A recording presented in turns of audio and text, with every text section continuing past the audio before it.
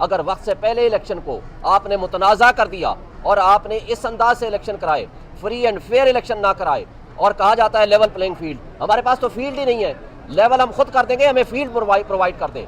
लेकिन हम ये आपके ज़रिए बताना चाहते हैं, पूरे पाकिस्तान में हम इलेक्शन लड़ेंगे, पूरे पाकिस्तान में तमाम हमारे कैंडिडेट्स होंगे नेशनल असम्बली और सूबाई असम्बलियों के, और इंशाअल्लाह कामयाबी हमारा ही मुक़द्दर होगा। बहुत से लोगों का ये कहना है कि तहरीक इंसाफ की जो बैलेट पेपर पे उसका बल्ले का निशान नहीं होगा, तो क्या आप समझ रहे हो कि तहरीक इंसाफ को इलेक्शन लड़ने दिया जाएगा? देखिए, तहरीक इंसाफ को बल्ले के निशान का जहाँ तक ताल्लुक़ है, ऑलरेडी इलेक्शन कमीशन फैसला कर चुका है, लेकिन अगस्त के फैसले को अभी तक जारी नहीं किया।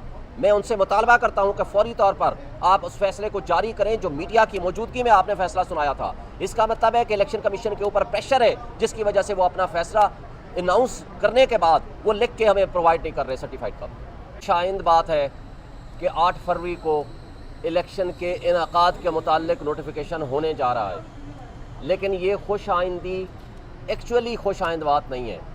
ये हमारे लिए एक शर्म का मकाम है कि हम एक खुद मुख्तार रियासत होने के साथ साथ, एक आइनी हुकूमत होने के साथ साथ, एक आइनी हुक्मरानी का हक जतलाने के साथ साथ हम आइन की पामाली कर रहे हैं। आज प्रैक्टिकली आइन कागज़ों में मौजूद है लेकिन मुअत्तल हो चुका है।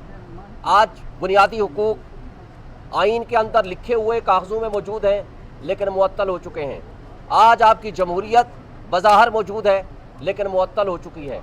आप ये देखें कि आज ये प्रेसिडेंट अगर सेट हो जाता है कि जनाब जब चाहें आप इलेक्शन करा लें, यानी वो केयर टेकर सेटअप जो 2 से 3 महीने से ज़्यादा नहीं काम कर सकता, उसके बाद अनकॉन्स्टिट्यूशनल है। अगर ये कॉन्स्टिट्यूशनल डिक्लेयर हो जाते हैं, यानी 8 फरवरी का मतलब है कि 13 महीने बाद पंजाब और KP की हुकूमत के इलेक्शंस होंगे सूबाई असम्बलियों के।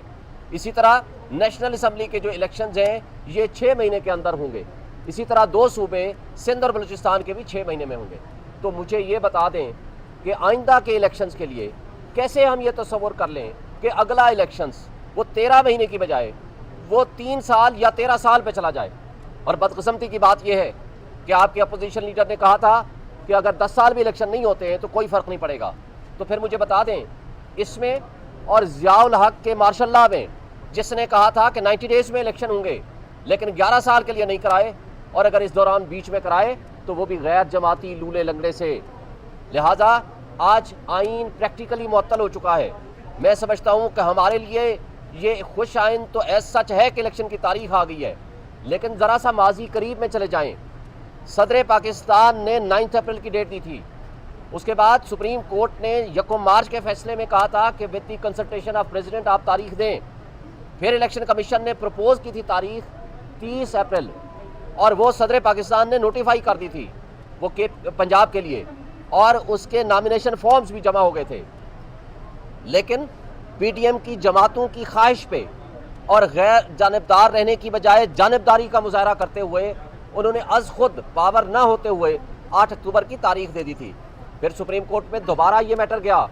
सुप्रीम कोर्ट ने 14 मई की डेट दी थी लेकिन उसमें भी इलेक्शन नहीं हुआ। फिर 8 अक्टूबर की डेट हमारे कान पक गए सुन के कि जनाब 8 अक्टूबर को इलेक्शन इकट्ठे होगा। फिर नहीं हुआ 8 अक्टूबर को। फिर सदर पाकिस्तान ने 6 नवंबर की तारीख प्रपोज की थी, उसमें भी नहीं हुआ। इलेक्शन कमीशन ने प्रेसिडेंट ऑफ पाकिस्तान जो कि आइनी सरबराह है आपकी रियासत के, उसको कंसल्टेशन में मिलने की बजाय एक ख़त के ज़रिए कहा कि हम आपको मिलना नहीं चाहते और आपके पास कोई पावर नहीं है। फिर आपने ये भी देखा कि इलेक्शन कमीशन ने उसी दिन अमेरिकन एम्बेसडर से तो मिलना पसंद किया लेकिन आइनी सरबराह से मिलना पसंद नहीं किया। और उसके बाद क्या होता है, आपने देखा कि इलेक्शन कमीशन ने कहा कि जनाब जनवरी में इलेक्शन होंगे। फिर जनवरी की बजाय अब 8 फरवरी की तारीख बिल आखिर उनके दरमियान तय हो गई है। लेकिन मेरा सवाल सिर्फ ये है कि क्या इस बात की गारंटी है कि 8 फरवरी को भी इलेक्शन हो जाएंगे? इसलिए कि पिछली 6 तारीखों पे किसी एक तारीख पे भी इलेक्शन कमीशन ने और PDM की जमातों ने और केयर टेकर्स ने अपने आप को तैयार नहीं किया उस इलेक्शंस के लिए।